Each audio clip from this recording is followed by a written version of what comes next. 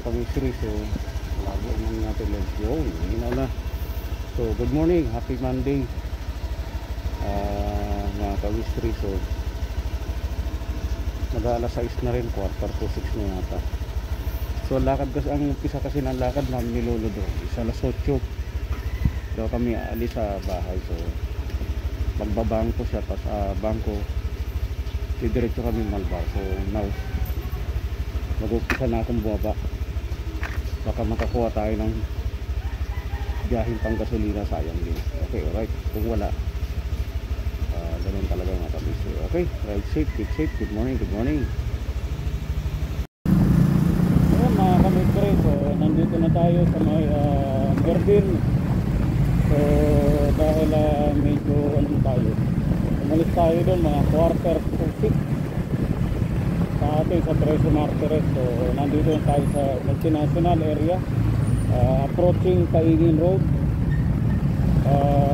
Matraffic talaga mga kamistry pag ganun na mga approaching sa 6 AM na. Ganito na ang sitwasyon. So dito ito sa Kipagig Station mga kamistry. So ganun talaga ang oras natin ay alas 8 tayo kailangan natin, pero baka hindi pa natin matarget mga kamistry dahil ganyan ang sitwasyon. Mabagal, kahit sa Aguinaldo mabagal talaga. Kaya maganda talaga pag bababa ng Aguinaldo alas 4 ng umaga. Pag alas 4 ng umaga, 1.5 hour lang ang ating traffic. Ngayon naka 1.5 na halos tayo, nandito pa lang tayo sa Parañaque. So malayo pa tayo sa Quezon City. Yun, taga lang. So sunod lang tayo mga kamistry sa flow ng traffic. Wala tayong magagawa kapag madali tayo. Mataas ang porsyento na nasabit pa tayo, so ma-aksidente. Yun, nakaka-perwin mo pa. So sabay lang tayo sa flow. Marami talaga yung mga motor na mainitin yun. So nasa ka na, biglang sisingit pa. So tsaga lang, ako pinababayaan ko na yun sila. Tsaga lang mga kamistry. Ito talaga yung portion na matraffic na rito sa Kaingin. Kasi dire mo naging naging two-way lang. One lane lang. Kasi nga yung nasa left side ng illegal settler, hindi pa natanggal ng gobyerno. So hindi sila kayang tanggalin ng gobyerno. Okay, alright. So good morning, keep safe, ride safe mga kamistry. Tsaga lang. So kung hindi na natin tayo talagang oras, huwag na natin ipilit na habulin pa natin. So talagang mabilis yung oras. Okay, alright. So keep safe, ride safe. Yun mga kamistry. So nakarating na tayo dito sa Holy Spirit. So grabe ang traffic ngayong Lunes mga kamistry. Aguinaldo, EDSA, C5. Yun, mga 2 oras kalahati tayo. Eventually pag alas 4 tayo maalis doon, mga 1 oras kalahati lang, hindi maabot 2 oras. Pero yun talaga. So sumasabay lang tayo sa flow. Kahit na hindi naman tayo nagmamadali masyado. Maganda talaga merong oras ka na leeway, so para hindi nagmamadali. So ang daming mga kapwa nating riders na sobrang nagmamadali. So wala nang ingat pag sumisingit, pag nag-overtake wala nang ingat. Para na silang mga kabayo, nakapiring ang mata. So yun, awa ng Diyos safe tayo nakating dito mga kamistry. Yun, di na tayo kumuha ng booking ng biyahe kasi delay lang tayo. Pero kung pagising ko kanina mga alas 5, kayang-kaya natin pa sana. Pero alright, so pag uwi na lang natin tayo makakabiyahe ulit mga kamistry. Or mamaya subok tayo mamaya. Alright, yun mga kamistry. So good morning. Nandito na kami sa BPI Holy Spirit Drive sa Don Antonio. So may kailangan kasing gawin dyan si Lo. Yun, so saktong alas 9 talaga nagbukas mga kamistry. So antayin natin dito sa loob. tapos diretso na tayo ng Malbar, Batangas. So may kailangan kasi doon mga biling materialis, may mga kailangan bayaran. Alright, yun. So sana so far okay naman mga kamistry ang panahon ngayon. So medyo maulap ang kalangitan, pero hindi pa nagbabadya ang pagulan. Okay, alright. So sana hindi maulit yung kagaya nung nakaraang Sabado dito sa Quezon City, Metro Manila. Nagbaha mga kamistry. So maraming na-stranded na mga sasakyan, pasahero. Yun. Alright. So ano kasi mga kamistry, yung mga nagtatapong kasi ng basura na kung saan lang, yun ang sanhi na pagbabara ng ating mga drainage system. Yun. Alright, so kaya sana segregate maigi, itapon sa maayos na lugar ang ating mga basura. Parang sa ganun pagka umulan hindi maanod at bumara sa ating mga drainage system. Yun ang nagiging sanhi na mabilis na pagbaha. Yun. Okay, alright. So Monday, napakabilis ng panahon. 24 na ba o 25? So malapit na itong week na ito, magpapalit na ng petsa. Next week October na, Oktoberfest. Yun, October na. Yun, so nalalapit na ang ating Christmas. Sana merry ang Christmas, o wag lang Christmas lang. Sana merry ang Christmas at happy ang New Year natin mga kamistry. So panatilihin natin malusog, masigla ang ating pangatawan, parang sa ganun ma-feel natin na merry ng Christmas at happy ng New Year. Okay, right. So malapit na naman natin mairaos ang buong taon. So another chapter na naman next year mga kamistry, 2024. So at least parang napakabilis talaga itong 2023. Kasi after ng kasi ng pandemic nagluwag.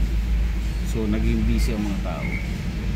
Yun, okay, alright. So dito lang sa sa sakyan mga kamistry, antayin natin lang si Lobo. Alright.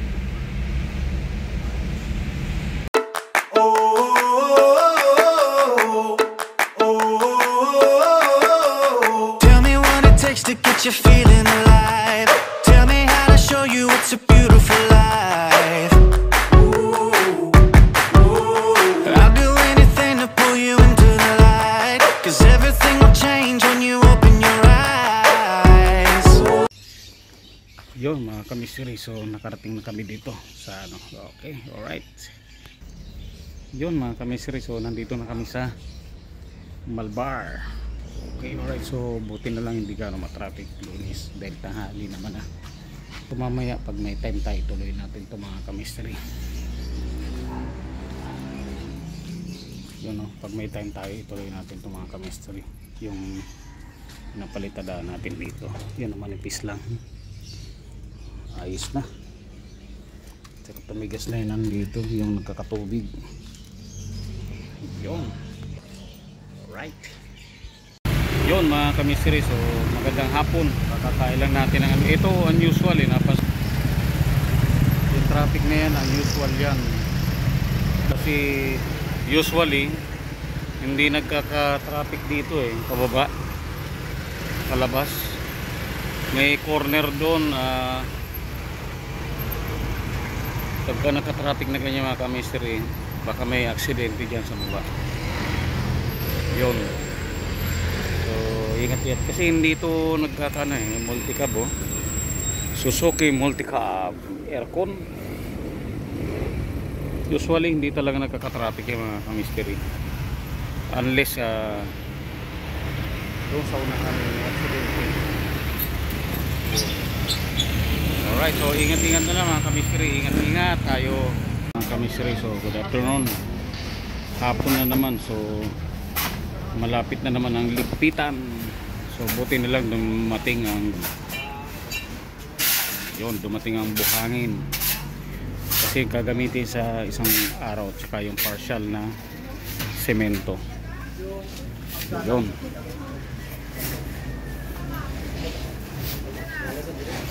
So inaayos na yung driveway mga kamistri. So kinocultivate ng lupa. Ile-level na ito bukas. Yun. Saka yung poste mga kamistri, plastering na yung poste, tapos painting na sila. Yun. Marami na naman panambak na lupa.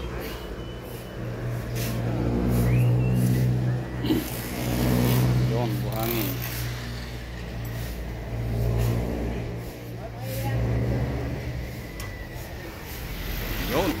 Yun, okay mga kamistri. So malapit na rin kami mag-prepare na uwi.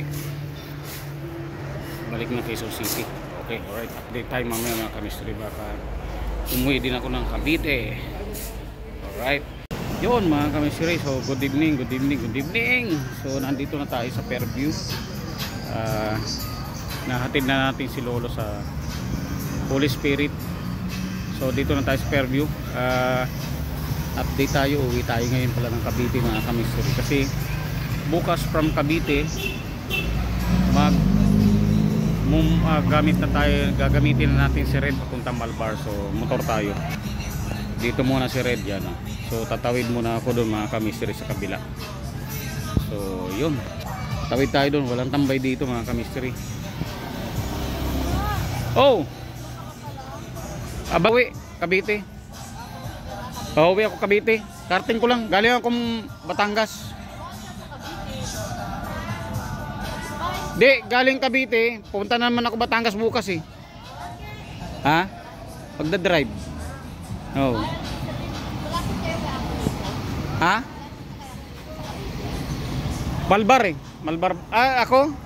13 Martires ako. Oh. Ano siya sa may 7-Eleven yung may arko doon? Saan? 13? Ano siya sa may arko? Diba yung may Kalipa Karon? Oo. Doon lang siya. Kaut ng 13? Oo. Baka Perez. Ogo Perez. Hindi. Sa may 7-Eleven na may arko. Nakalimutan ko na ano yung pangalan ng arko. Marami kasing 7-Eleven dun. 13. Ay, hindi yung sa huling 7-Eleven. Yung Sa amin kasi may 7-Eleven din sa kami. Kanto namin. Tapos sa malapit sa bahay. Kung barangay, kasi 13 barangay lang naman ang 13. Oh. Yun mga kamisir. Tiga 13 din pala yung kanyang anak doon. So tawid tayo, Tom Jones tayo, paluto tayo ng hot silog. Wala ang mga tropa dito.